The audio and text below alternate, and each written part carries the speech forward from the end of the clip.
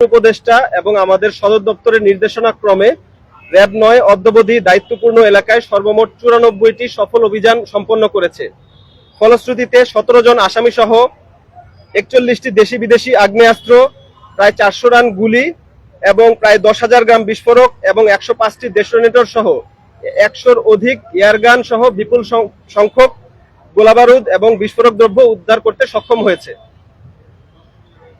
এছাড়াও রাষ্ট্রবিরোধী যে কোনো অপতৎপরতা প্রতিরোধ, অস্ত্রধারী সন্ত্রাসী ও শীর্ষ সন্ত্রাসী, মাদক ব্যবসায়ী এবং জনদুর্ভোগ সৃষ্টিকারী আসামিদের গ্রেফতারে রয়েছে র্যাব ৯-এর উল্লেখযোগ্য সাফল্য। র্যাব ৯-এর এই বিশেষ তৎপরতার কারণে আসন্ন নির্বাচনের পূর্বশর্ত সিলেট বিভাগীয় আইন শৃঙ্খলা পরিস্থিতির উন্নয়নে উল্লেখযোগ্য ভূমিকা রেখেছে। জাতীয় নির্বাচনের মাধ্যমে গণতান্ত্রিক উত্তরণ ও জাতির প্রত্যাশা পূরণকল্পে র্যাব ৯-এর সর্বাত্মকভাবে প্রস্তুত রয়েছে।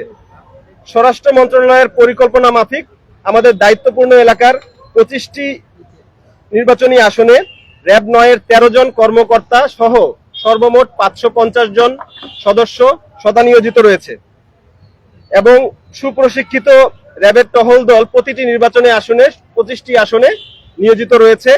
এর বাইরে রয়েছে দুর্গম এলাকাসমূহ, যেমন সুনামগঞ্জের ১ ও ২ আসন, সেখানে আমাদের মোটর বাইকের মাধ্যমে নির্বাচনী টহল কার্যক্রম পরিচালিত হচ্ছে। এছাড়াও আমাদের জলযান সমূহ যেমন স্পিড বোট এবং ইঞ্জিন বোটের মাধ্যমে টহল কার্যক্রম পরিচালিত হয়েছে। সাদা পোশাকেও আমরা আমাদের প্রয়োজনীয় সংখ্যক নির্বাচনী আইন শৃঙ্খলা পরিস্থিতি মনিটর করার জন্য আমাদের সদস্য মোতায়েন রেখেছি। এর বাইরে আমাদের প্রযুক্তিগত যে সক্ষমতা রয়েছে, বিশেষ করে ভেহিকেল ট্র্যাকিং সিস্টেম এবং ড্যাশ ক্যামেরার মাধ্যমে আমরা আমাদের সদস্যদের গতিবিধি পর্যবেক্ষণ করে চলেছি এবং এছাড়াও অত্যাধুনিক ড্রোনের মাধ্যমে আমরা নির্বাচনী আইন শৃঙ্খলা পরিস্থিতি স্বাভাবিক আছে কিনা সেটা সর্বক্ষণিক মনিটর করে যাচ্ছি। এছাড়া রয়েছে আমাদের বোম ডিসপোজাল টিম, যারা সুইপিং কার্যক্রমের মাধ্যমে যাবতীয় নির্বাচনী জনসভাসমূহ ইতিমধ্যে তারা সুইপিং করেছে এবং এছাড়াও যে কোনো আতঙ্ক সৃষ্টিকারী বোমা সদৃশ যে কোনো বস্তু খবর পাওয়া মাত্রই যে কোনো স্পর্শকাতর এলাকাসমূহ আমাদের সক্ষমতা রয়েছে, সেটি সার্বক্ষণিক আমরা সেটি অবশ্যই যে কোনো রকম এরকম ক্ষেত্রে আমরা আমাদের নিরাপত্তা বিধান করতে পারবো। এছাড়া আমাদের সোশ্যাল মিডিয়া মনিটরিং টিম রয়েছে, যারা যে কোনো গুজব এবং অপতথ্য যেগুলি প্রচার হচ্ছে সেগুলির ক্ষেত্রে আমাদের তৎপরতা রয়েছে। তো আমাদের অপ্রতুল জনবল নিয়েও সিলেট বিভাগের সম্মানিত ভোটারদের আমরা আশ্বস্ত করতে যাই, আপনারা আপনাদের নিজ নিজ ভোট কেন্দ্রে আসুন, আপনারা আপনাদের ভোটাধিকার প্রয়োগ করুন, আপনাদের সাংবিধানিক যে অধিকার রয়েছে সেটা সংরক্ষণ করুন এবং আমরা আমাদের সর্বোচ্চ সক্ষমতা নিয়ে মাঠে আপনাদের পাশে রয়েছি এবং ইনশাল্লাহ আমরা একটি অবাধ, সুষ্ঠু, নিরপেক্ষ এবং সর্বমহলে গ্রহণযোগ্য একটি নির্বাচন জাতিকে উপহার দেওয়ার ব্যাপারে আমরা বদ্ধপরিকর এবং প্রতিশ্রুতিবদ্ধ।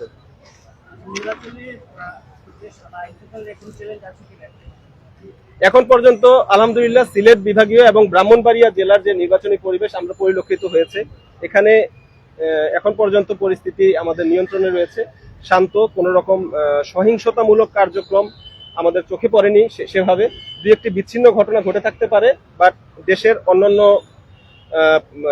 এলাকার সাপেক্ষে আমি মনে করছি যে সিলেট বিভাগের আইন শৃঙ্খলা পরিস্থিতির যথেষ্ট নিয়ন্ত্রণে রয়েছে। এখন পর্যন্ত বা হুমকি বা ঝুঁকি আমাদের ওরকম চোখে পড়েনি। এখনো তো আসলে অনেক অস্ত্র উদ্ধার হয়নি এবং আপনারাও আপনাদের তৎপরতা চালিয়ে অনেকগুলো অস্ত্র উদ্ধার করেছেন। তো সেক্ষেত্রে যেগুলো উদ্ধার হয়নি এগুলো তো নির্বাচনের জন্য এক ধরনের থ্রেট হয়ে দাঁড়াবে কিনা এবং এ ব্যাপারে আপনাদের তৎপরতা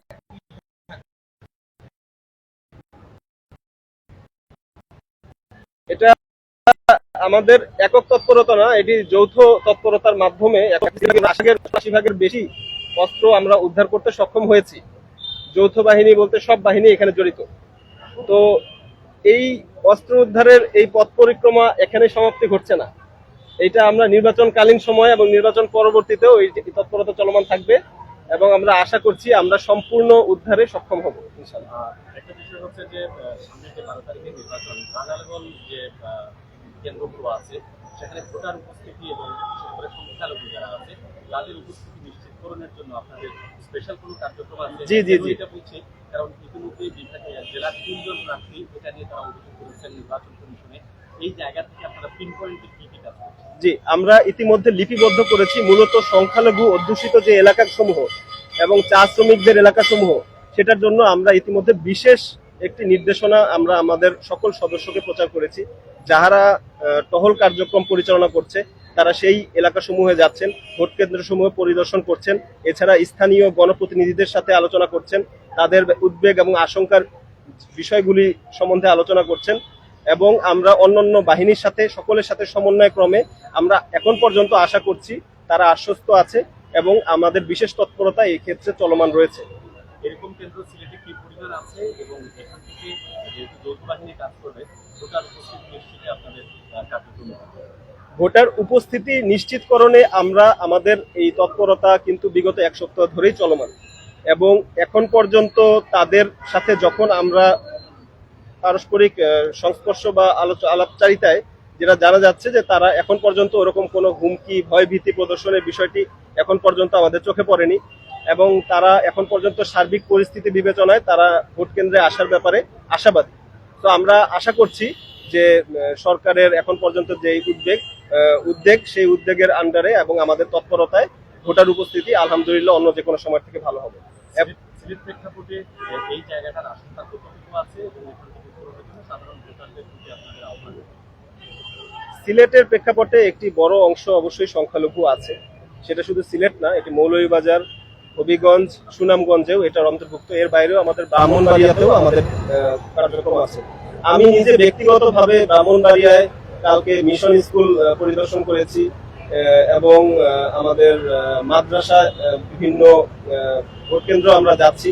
এর বাইরে আমরা চা বাগান এবং আমি প্রায় 20 থেকে 30টা এলাকা অলরেডি চিহ্নিত করে বিশেষ নির্দেশনা আজকে সকালে এবং গতকাল সকালে দিয়েছি যেন টহল কার্যক্রম বিশেষ গুরুত্বের সহকারে ওই এলাকা সমূহ যায় এবং তাদের সাথে স্থানীয়দের সাথে কথা বলে সার্বিক পরিস্থিতি সম্বন্ধে একটি সম্যক ধারণা রাখে যে তারা কি আসন্ন নির্বাচনের আইন শৃঙ্খলা পরিস্থিতি নিয়ে সন্তুষ্ট কিনা, তারা ভোট কেন্দ্রে আসার ব্যাপারে আশাবাদী কিনা। একটা বিষয় যে 5 আগস্ট পরবর্তী সময়ে যত জায়গায় নানান ধরনের ক্লাস সৃষ্টি হয়েছে, দেখা গেছে ইনস্ট্যান্ট মোমেন্টে আইন শৃঙ্খলা বাহিনীর যে সহযোগিতাটা সাধারণ জনতা তার একটু দেরিতে পেয়েছে, রেসপন্স যেটা ছিল। এই রেসপন্সের জায়গা থেকে নির্বাচনের দিন বা তার পরবর্তী সময়তে যে ভোটিং আছে এই জায়গায় আপনাদের রেসপন্স কোয়ালিটি কেমন থাকে? দেখেন, এবার আসলে সর্বাধিক পরিমাণ আইন শৃঙ্খলা রক্ষাকারী বাহিনী নিয়োজিত হয়েছে, প্রায় 10 লাখ, সেটা সর্বাধিক, এখন পর্যন্ত ইতিহাসে সর্বাধিক। এর বাইরে প্রযুক্তিগত যে বিষয়গুলি ছিল, যেমন নির্বাচন সুরক্ষা অ্যাপ, যার মাধ্যমে এখন আমরা রেসপন্ডারের মাধ্যমে কুইজ রেসপন্স করতে পারছি, বিপুল সংখ্যক ড্রোন মোতায়েন হয়েছে আমাদের প্রেক্ষাপটে। আমরা dog squad, bomb disposal team, helicopter, বিভিন্ন প্রযুক্তিগত সক্ষমতা এবার রয়েছে। তো আমরা আশা করছি যে এখন পর্যন্ত আমাদের যেই তৎপরতা এবং প্রযুক্তিগত যে সক্ষমতা, এবার আশা করছি আমরা, যদিও এবার চ্যালেঞ্জ অন্যান্য যে কোনো সময়ের থেকে, আমরা আশা করছি আমরা সেই পরিমাণ প্রস্তুতি রেখেছি এবং নির্বাচনে সেটা আপনার প্রভাব আপনারা দেখতে পাবেন ইনশাআল্লাহ। রাজনৈতিক দল এবং প্রার্থীরা অভিযোগ করছেন কালো টাকার ছড়াছড়ি কিংবা ভোট কেন্দ্র দখল হতে পারে, এরকম পরিস্থিতিতে আপনাদের এখন পর্যন্ত কালো টাকার ছড়াছড়ি কিছু বিচ্ছিন্ন তথ্য অবশ্য বিভিন্ন, আমি যেটা বললাম, সোশ্যাল মিডিয়াতে বিভিন্ন রকম অপতথ্য, গুজব, প্রোপাগান্ডা, এটা চলমানই থাকবে। তো আমাদের এখন পর্যন্ত এরকম কোনো অভিযোগ চোখে পড়েনি যেটা আমাদের কাছে ব্যক্তিগতভাবে, আমাদের কাছে বিভিন্নভাবে অভিযোগ। আমাদের একটি অভিযোগ কেন্দ্রও রয়েছে, সার্বক্ষণিক কন্ট্রোল রুম রয়েছে। তো আমরা এই ক্ষেত্রে আমাদের সার্বক্ষণিক টহল টিম, তারা তো সাধারণ পর্যায়ে জনগণের সাথে কথা বলছে, তাদের আশ্বস্ত করছে। তো এরকম কোনো বিশেষ অভিযোগ পেলে এবং সেই অনুযায়ী প্রমাণ পেলে আমরা সেই অনুযায়ী ব্যবস্থা নিতে পারবো অবশ্যই। কিন্তু এখন পর্যন্ত আমরা আশা করছি নির্বাচনী মাঠ, সার্বিক আইন শৃঙ্খলা পরিস্থিতি যথেষ্ট নিয়ন্ত্রণ রয়েছে। আপনারা বিভিন্ন সময় যে এয়ার গানগুলো উদ্ধার করেছেন, দেখা গেছে এগুলো পরিত্যক্ত বা খুঁজে পাওয়া অবস্থা পেয়েছে। সেই ক্ষেত্রে এই যে রুটে এসেছে কারা ব্যবহার করেছে বা কারা এর সাথে জড়িত, তাদের করতে পেরেছেন বা তাদের এয়ার গান মূলত একটি কনভেনশনাল অস্ত্র না, সেটা আসলে যারা এটাকে কেন্দ্র করে হয়তো বা একটি রুটে ভারী অস্ত্র আসার এই সন্দেহটা অমূলক না। এই জাতীয় ক্ষেত্রের কারণে আমাদের গোয়েন্দা তৎপরতা আমরা সবসময় চালু রেখেছি। আমরা চেষ্টা করি যে এটা কারা, এই কোন রুটে এসেছে। বিশেষ করে আমরা সীমান্তবর্তী এলাকা থেকে কিছু ক্ষেত্রে এরকম নির্দেশনা পেয়েছি, মানে তথ্য পেয়েছি যে কুরিয়ার সার্ভিসের মাধ্যমে দেশের বিভিন্ন জায়গায় কিংবা শুটিং ক্লাব সমূহে এসব এয়ারগানগুলি আসলে পাঠানো হচ্ছে। তো আমরা সেই জন্য আমাদের এয়ারগান যে উদ্ধার তৎপরতা, এটা কারণ হচ্ছে বন্যপ্রাণী নিধন আইন এবং এয়ারগান সংরক্ষণ বর্তমানে প্রজ্ঞাপন অনুযায়ী এটি আসলে অবৈধ হবে unless he has a valid document. তো এই কারণে আমরা সব একটা উদ্ধারেই শেষ হয়ে যায় না, সেটা পরবর্তীতে ব্যাপক গোয়েন্দা তথ্য এবং তদন্ত কার্যক্রম চলমান থাকে। তো এই উপলক্ষে আমরা আশ্বস্ত করতে চাই যে আমরা ইনশাল্লাহ এটার সঙ্গে জড়িত যে নেটওয়ার্কটা এবং কি রুটে পরিচালিত হচ্ছে এবং এর সাথে সংশ্লিষ্ট কোনো আরো বড় উদ্যোগ আছে কিনা সে ব্যাপারে আমাদের তৎপরতা সর্বোচ্চ অগ্রাধিকার নিয়ে ধরে। ধন্যবাদ। Thank you.